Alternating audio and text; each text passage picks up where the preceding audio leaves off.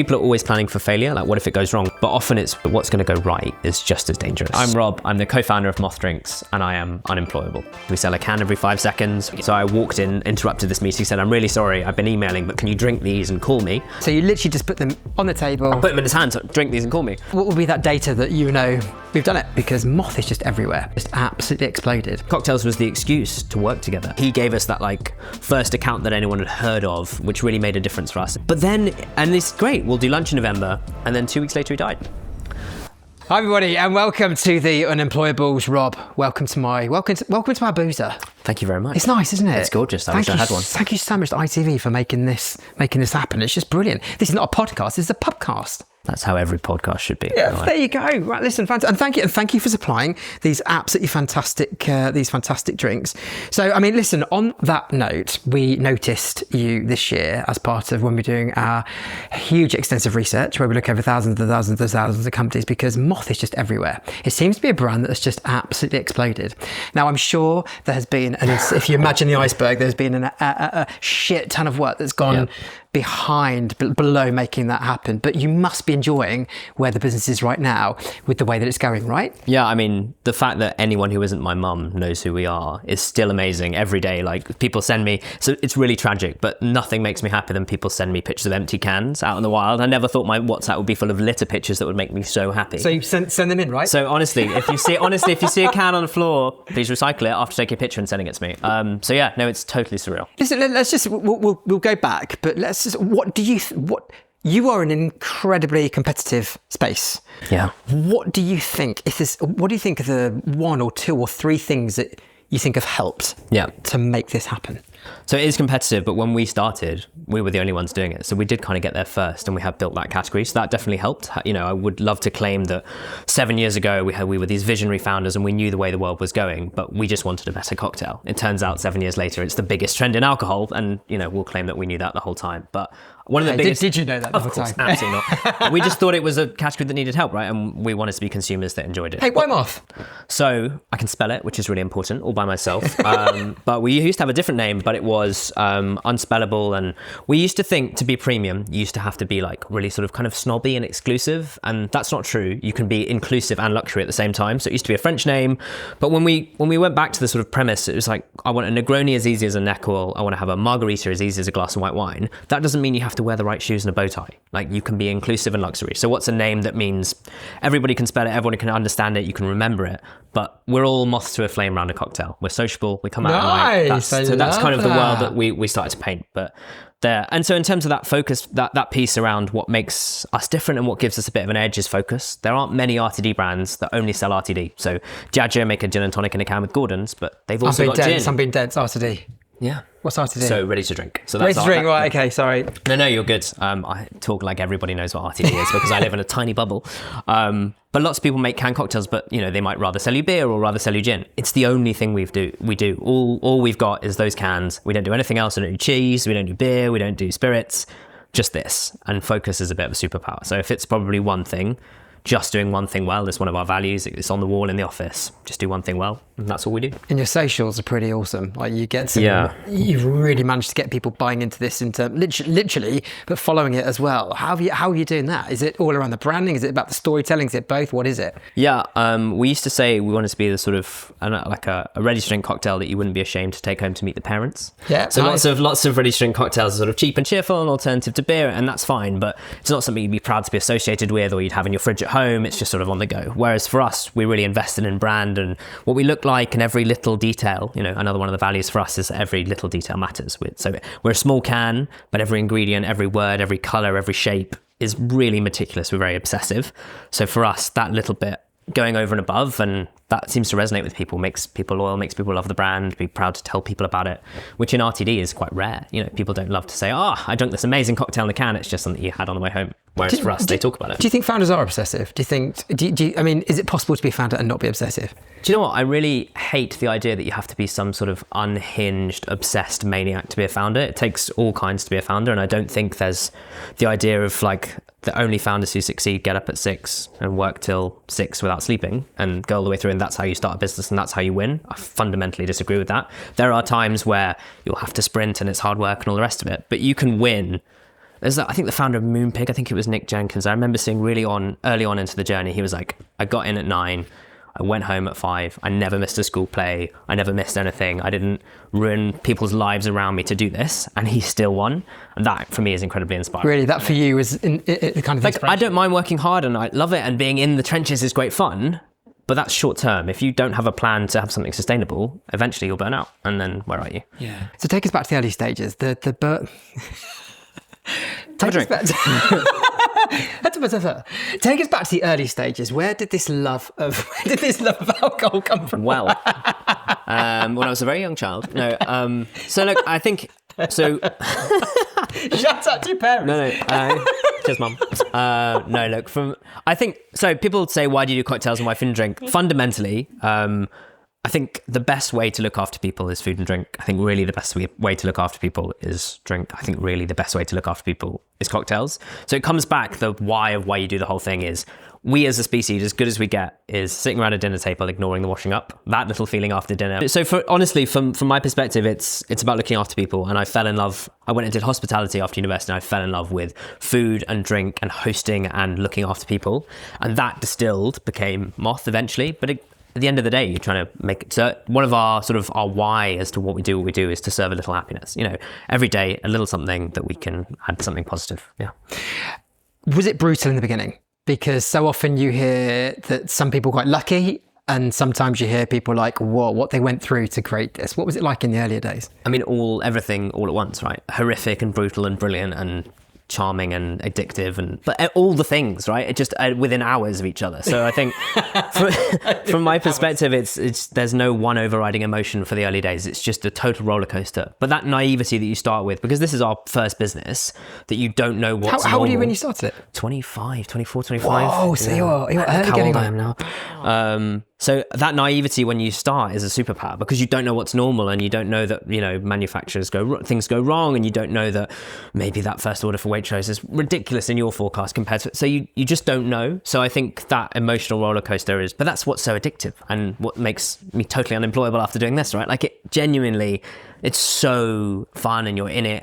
But I didn't do it by myself, which I think is really important. I had shout out to Sam, as your co-founder. An incredible co-founder who's much cleverer than me, and doing it together, because I know, like, I meet solo founders and they're amazing breeds of humans, but I know I couldn't do it. Yeah, I don't know how they do it. I don't know how they do it. And so from my perspective, it was never doing it by yourself. It was doing an exciting project with your best friend, right? Which is a very Sam was your school friend, right? Yeah. You known each other since 13, 14? 13, 14, and went to university together. He did film, I did music. So we first worked together when I used to write the music for his films. That was our first, I'd say, professional. Wow, so you're very creative then, both of you. That was the idea back in the day. And then he went and had an incredible career in film. He worked in Soho and visual effects for ITV, for Netflix, and did bits of Star Wars and things. And then I totally ruined his career with a Facebook message saying, I want to start a company that makes a perfect old fashioned. And he said, hey, so what do you think it was, that message that got him so we'd been to give up such a great career like that? That's such a promising.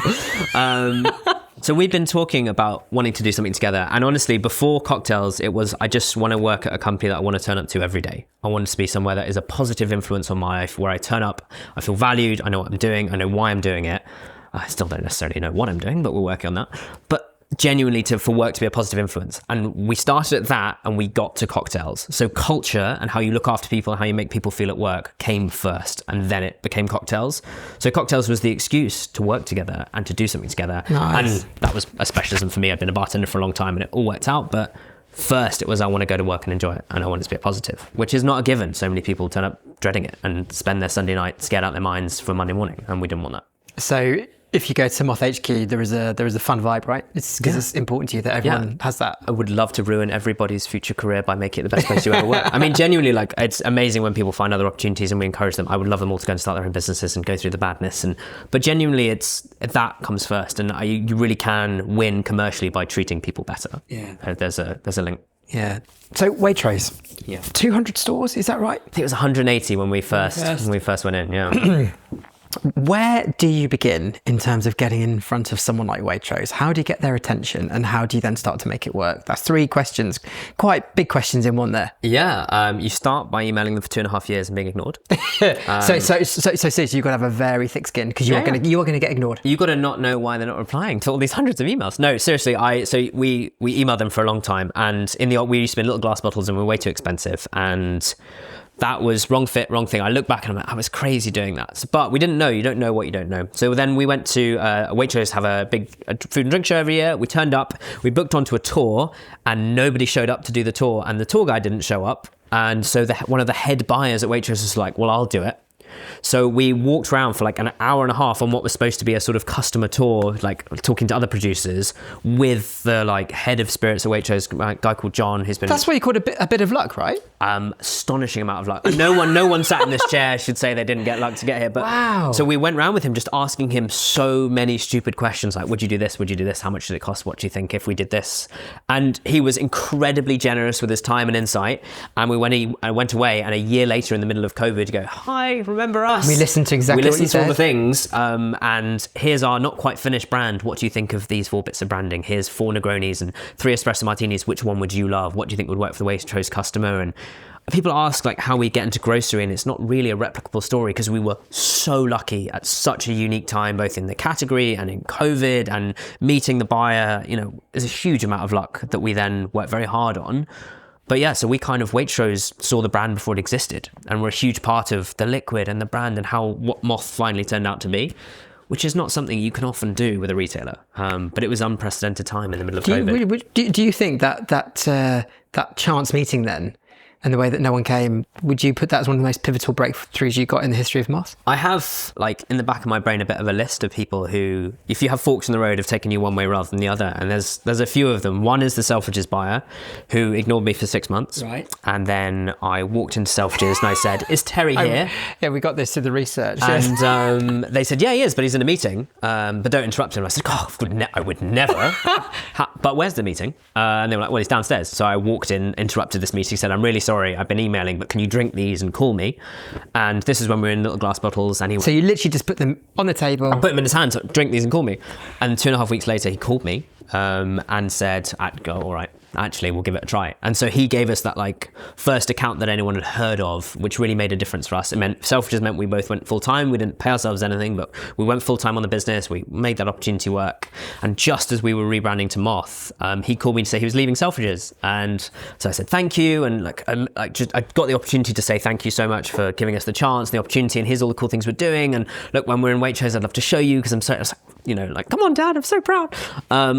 But then, and it's great, we'll do lunch in November, and then 2 weeks later he died. And that for me was, I'm so glad I took the opportunity to say thank you, and I'm so glad I did. But he changed everything for us. And so that was amazing. But we were rebranded and we were so excited to show him because we've done all this stuff. You never got the opportunity. Never got the opportunity. And then people like John at Waitrose who took this punt on, we hadn't even finished the brand in the liquid, and he was giving us his time and advice and things. And we pitched for a 25 store trial. And we're like, can we have 25 stores? You've helped us with the liquid. Here's what it looks like. We've helped with the brand. This is what it is. And they said, no, we'll put you in 180 stores, which is an insane punt on 2 people with no accounts. Like, they were the first customer we launched into as Moth. So let's just replay that. You think you're going 25, and they go, no, we're going to put 180. That was your jaw drops. And do you then go, how are we going to fulfill it? Or and you go, oh, by the way, you've got 2 months. Right. And we went, yep, great, no problem. As everyone always says. Oh, yes. no, yeah. Say yes, don't think about the consequences. Yeah. And so that was insane. They then, for their own reasons, happened to delay their range review a month, which gave us time to get everything ready and launch. And professionally annoying is genuinely top of my CV. That is okay, I love that. That is a great. Some would say persistent. I would say annoying. Professionally annoying. Make yourself professionally annoying. What is it in that moment? Because rejection is hard. Rejection is hard for everybody, whether you're an entrepreneur or probably harder for an entrepreneur actually, because it's so personal. Everything's. But what keeps you going? What is it that stops you from not giving up? So I think with buyers specifically, it's not their fault. They have hundreds and hundreds of brands emailing them every day. And so being ignored by a buyer is not, you have to learn, it's not personal, it's not your fault, it's that they don't like your brand. Genuinely, their workload is insane. And in the UK, there used to be whole teams of buyers, and now it's often one person. Wow. And so their workload, while trying to run a whole category, plus do new stuff, plus review current stuff, is huge. So I think starting with don't take it personally, it's not personal. But I think it's a genuine, naive or otherwise belief that it does fit. You've got a really good reason to be there. And so from our perspective, emailing, it's a classic thing of what would a big business do, which is probably email once every 6 months with a turgid update of like, well done, we've done a thing. Whereas for us, you see, I remember great young brands doing like personalized socks for the buyers or dropping something off, or they've seen them on LinkedIn posting that they're doing a charity football tournament. So they'll turn up and give drinks to everyone. Like those little superpower moments that a startup will bother to do and a corporate will never do. Really? Those things. So emailing is great, but really it's what's all the stuff around the fringes. So for us, turning up to do a drinks tour with no hope of meeting the buyer and happening to meet him, like going into meetings when probably you shouldn't do, and like those things that you just wouldn't do as a big business because you don't care as much because it's not your baby. Whereas if it's your baby and it's all you've got going on, those little extra touches that can make a buyer's day who's probably busy and stressed. You give them like we did my favorite one of these. We were already in Waitrose, but our buyer had a baby, and so we did a baby bottle for formula with a Moth label, and it said Moth milk 0.0 ABV, smiles, tears, late nights, or whatever it was, done up like a Moth margarita. And those little moments where you can make a buyer's day and they feel so special because they've done huge things for us. You can do stuff like that as a startup, and so you can really enjoy it. You can really enjoy it. And so yes, emails are great, and yes, you have to be persistent and professionally annoying. But you can also, there's other stuff you can do, which is much more fun. And you strike me as a very confident person, but I bet it was terrifying when you went to Selfridges and demand, you're literally going to find that room and put it in. I bet you didn't, okay, I'll do it. But it was like taking a deep breath, yeah? Yeah, a bit of that, but a bit of you just don't know any better. Like you really, I was not some visionary startup that knew everything before we started. Every day is a school day. And so I didn't know that it wasn't normal that buyers didn't reply to you on the day that you emailed. It's like, this is so weird. He's not ignoring my lovely product. And so you genuinely just like, why? Because you don't know. And that at the start is a superpower. And so, yeah, hold on to it. It can be really useful. So when did the over-pressurized can happen? What was this? So that was when we first got some espresso martinis ready. We sent a series of them with like different coffee profiles and different vodkas and all this stuff. And we sent them to him. And in the middle of lockdown, because we couldn't do it in person, we had like a Zoom call. And he was like, I'm trying the espresso martinis. And we were like, shake it, because we were the first espresso martini in the UK to foam like a proper espresso martini without putting a great big lump of plastic in the bottom. Because if you do that, you can't recycle the can. Okay. And we didn't want to do that. We couldn't sleep at night. So we're like, how do we do that? But we overpressurized the can with too much nitrogen. And he opened it, and he had just had his ceiling redone, and it sprayed brown espresso martini all over his white ceiling. And this was before he'd said he would list us, so we were absolutely terrified that he was going, right, you've ruined my ceiling, you're not getting a Waitrose listing. So how did he react? We offered to put masks on and come and paint his ceiling, and he very politely declined in the middle of COVID. But no, he reacted by giving us 180 stores, which is not necessarily how you think he would do it, but he's been an amazing, supporter and, eulogizer of the brand ever since. So yeah, no, I owe him a ceiling, but I owe him probably a lot more than that. So what's happened since the 200 Waitroses then? Where is Moth now? So the first 200 we said, year one, just do one thing. Just the entire business plan should be don't mess up Waitrose, and mess was not the format. And that was specifically what you just focused purely on that. There were two of us. We didn't have loads of money. Waitrose was already 155 stores more than we thought it was going to be. Just don't mess it up. No other customers, no D2C, no on-trade, no nothing. Just do Waitrose. But that data set in year one, the sales in Waitrose after that year was unique and like really unprecedented. And we didn't know at the time, because you're just like, every first year in Waitrose is like this. You do £1 million. But it's not like that usually. And so that data from Waitrose was so good that we could then go and talk to Tesco and Sainsbury's, and they launched us within 2 weeks of each other the following year. So that was 200 stores to 2,000 in 2 weeks. Chaos. Still, how many people by then? Probably 4 or 5 of us. Okay, so you're all working constantly. But now, a few years later, we're in all of the supermarkets except the discounters. So not in Aldi and Lidl or M&S, but in everyone else, which is amazing. In 5,000 stores, we sell a can every 5 seconds. We're the UK's biggest. A can every 5 seconds. Yep, there goes one. UK's biggest D2C cocktail brand now as well, and growing in the on-trade with people like Frank & Manca and Honest Burger, which has been really cool. So yeah, it's been and launching in the US. So it's been a roller coaster. Okay, so let's get to that. I've read that you've been extremely focused how you've done that. You've started in particular states, is that correct? Yeah, so you have to think of the US as 50 countries. Every state has different rules, different taxes, different ways of selling alcohol, different places you can, different places you can't. So we started in Florida, which is warm in November, so better for selling margaritas. And there are also some rules that mean you can self-distribute there, which in the UK, I can sell directly to Tesco's. In the US, that would be illegal. So it's really very different rules-wise. So we started in Florida, got some good data there, opened Massachusetts, because it's the other end of the country, totally different kind of market. We need to learn something. And we've since then launched Illinois and California. So we're in 4 states. But those 4 states represent some of the biggest RTD volumes in the US. So really? California is bigger than the whole of Europe for RTD. So we don't need to go much further for now. Those 4 states, we're going to try and focus, stay where we are and grow. And it's going well in terms of the... It is. Do you know what? The difficulty... Because America, it can be so damn difficult, right? Yeah, I think anyone who thinks America is easy probably started there. But even then, it's unbelievably challenging. But so exciting, the prize is so big. So from our perspective, the difficulty in the UK when we launched, we were half the size, twice the price. No retailer wanted to give us a chance. Like the category did not exist. So when Waitrose gave us that punt, that the sales data and everything, the story we were able to tell, that was the reason Sainsbury's and Tesco would talk to us. But in the US, it's not like that. It's a much more mature market. So retailers really get it. So we're talking to some really exciting people for next year that we didn't think we'd get to talk to for years because these are like really big retailers. And so the buyers are very sharp on the category. They can see the premiumization, they can see the category, they can see some of the other success stories. And so they really get it. So in the US, the difficulty is not talking to retailers. There's 100 brands on shelf. And in the UK, there might be 20. Wow. So how do you stand out? How do you cut above the noise? And how do you prove that you're different? Have you got people on the ground over in the States? We do. We have an office in New York and my co-founder's now moved there. So we're building a team out there gradually as we go. Really? But yeah, it's absolutely wild. Would you recommend to businesses to give America a go? Or would you say exercise an element of caution? What would be your advice for it? Both. Exercise loads and loads and loads of caution, but there might be a really good reason for you to go. But don't go because you think you're going to send some pallets and it's all going to be great. No. It is competitive and expensive and needs to be well thought through, but it can be the land of plenty and it can be a huge opportunity. So if you've got a good reason to go, still think about it really carefully. Yeah. But it is exciting. Have you had to raise much money to be able to get to this point? Yeah, we have. We've never tried to raise, we're not, unlike Americans, which is one of the other big differences, how American businesses raise money compared to the UK. We have had to raise... And elaborate on that in terms of... So American businesses, they tend to be much more optimistic. They raise much larger volumes because to operate in the States on the scale is much more expensive.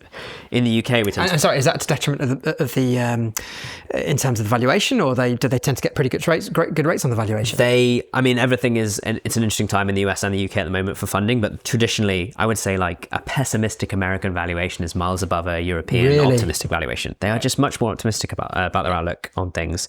So we have had to raise, and we have had to raise for the US, but it's also really important that we have proper commercials that mean we can drive towards profitability. We need to be able to show that we have a sustainable business in the long term. But for the US, to be able to get started in that high growth phase, you need to raise some money for that. But also for the UK, dealing with grocers and those big clients like Waitrose and Sainsbury's and Tesco, it's not cheap. And listen, that raising money can be so damn difficult. Some companies are great at it. Other companies, especially in this market, struggle.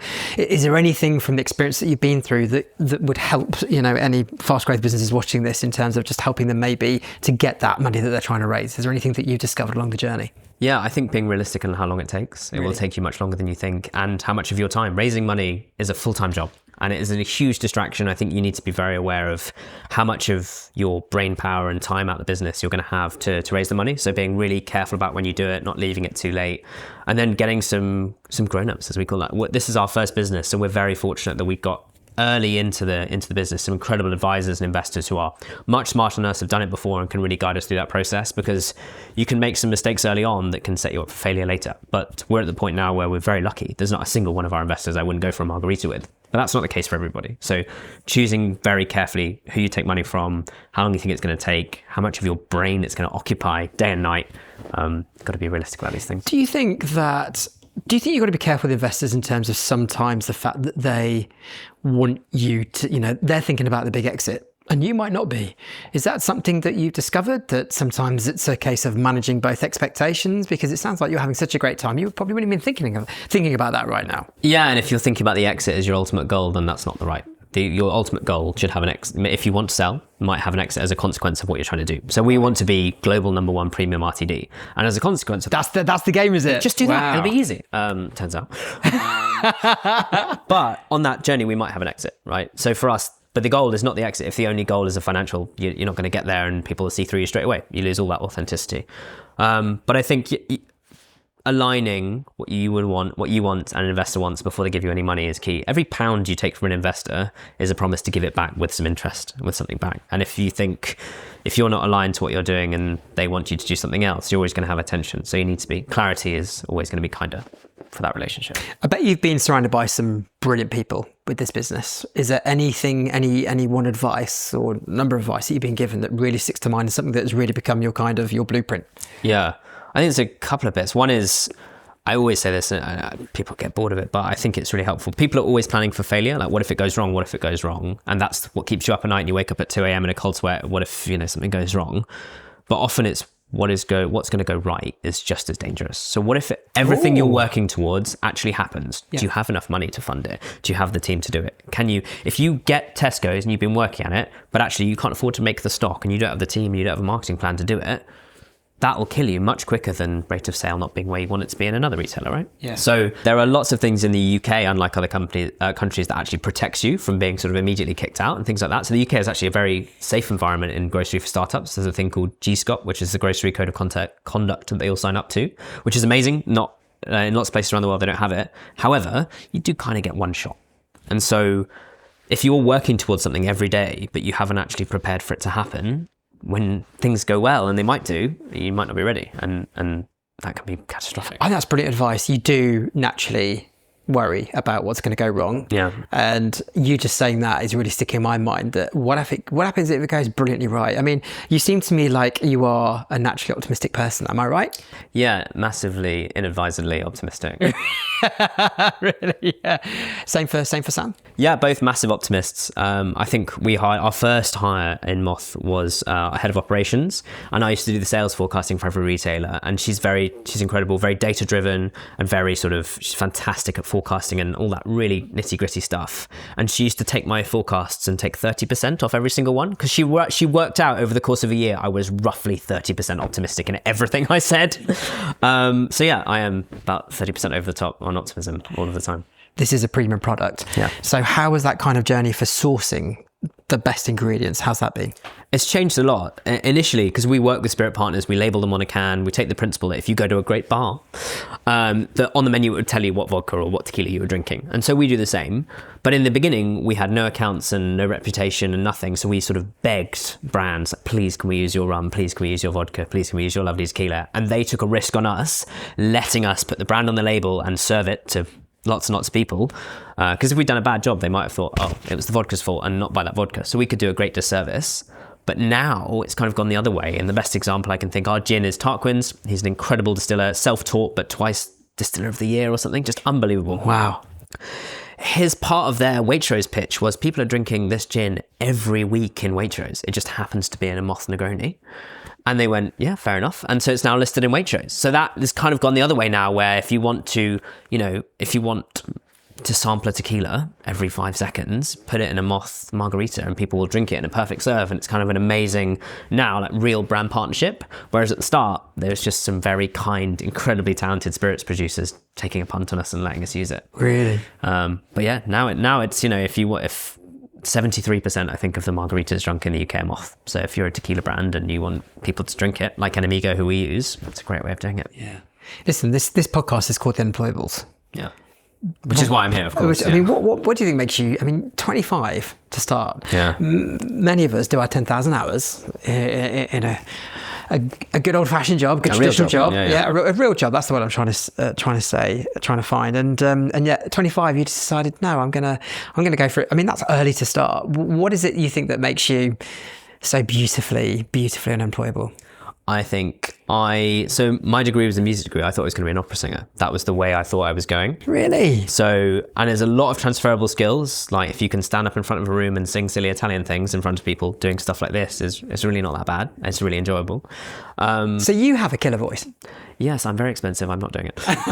This is good for. Hey, this could be great for FEBE Entertainment. I'm available. No. Yeah, let's do it. So do that, and you have a skill set. But I didn't want to wear a scarf in June, and I've met incredible musicians, and I have friends who I studied with who've gone on to be musicians who have more talent in their little finger than I do in my whole body. And so I realised I didn't want to do that. But then I went into hospitality and fell in love with that. And so you come out the other side of that, and you go, what am I going to do with that? What do you do with a love of food and drink and a love of getting people together to do fun things? And that's a big part of music.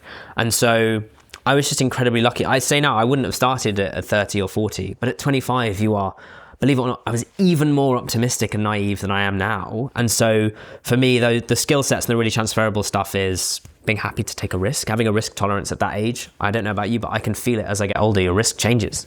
Hell yeah. Your life changes, and what the risk you can take at 25 is not the risk you take at 35. And so I have so much respect for people who start at 40, 50. I thought kids would really massively impact that, but I think it's safe to say it hasn't, has it? It's made us even more, I think, more determined and probably less scared. That's really cool. Which is weird. Yeah, but I think it's one of the things about happiness I think is really interesting is if you have a triangle of what's going on in your personal life, what's going on at work, and then what you're doing outside of all of that, hobbies and all of those things. And if you've only got one thing, if all you've got is work, if something goes wrong at work, everything's wrong. But if you've got kids or you've got hobbies or you've got friends or fantastic partners and you've got other stuff, something going wrong at work is only 1/3 of all the things going on in your life. And so that balance, I think, that will serve you really well. It might be your superpower, having all those other things going on. Being hyper positive, have you ever thought about quitting? Or has it just never ever entered your brain? No, it's just... You've never had a reason to? Plenty of reasons to. Loads of reasons not to do it, and loads of reasons to stop, and loads of things going wrong. But I think you start from the point of, this is the thing I want to achieve. And no isn't an option. This is what we've got to do. It's not, shall we do it, yes or no? It's how. The question is always, how am I going to do it? Not, can we do it? And so if you take no off the table, it's just not an option, doesn't occur. Because it's very easy to say no to stuff. You go, no, we can't do it. If you say, we're going to do it, let's ask the difficult question of how we're going to do it. If that's how you start, I think that's just, and Sam's the same. It's not an option. It's how, which is the fun bit. And finally, how will you know when you've won? So this game that you're playing, which is extraordinary and seems like you're having the time of your life. How will you know? What will be that data that you know we've done it? Yeah, every single product in the whole of Waitrose is Moth. Yeah, no, no bread, no milk, no beans. Genuinely, the point before Cocktail was to turn up to work every day and have it be a positive influence. And I think it's really dangerous as a founder that you think winning is a certain point or a certain exit or a certain value or a certain moment. The winning is genuinely is enough to turn up to a job that you love and that you want to come back to on Tuesday after doing a Monday. Yeah. That's as good as it gets, right? So if you can get to that stage, you are winning. And I forget this all the time because you talk to investors and you talk to people and you're like, oh, it's going to be this massive thing and the biggest cocktail in the world and all this stuff. But my wife's really good at reminding me, it's you didn't have much of a job before this and all you wanted to do was have work be a positive influence. We've had that for a long time. And so, I think having a certain moment is a bit of a pipe dream. It's just, do you want to turn up? Brilliant. Rob, this has been absolutely awesome. I love what you guys are building. It's an absolute honour to have you in our gang. And it looks like year after year, this is just going to go to the next level. And I can't wait to see it. Thank you so huge much. Congratulations building something so epic. Awesome. Thank you so much for having me.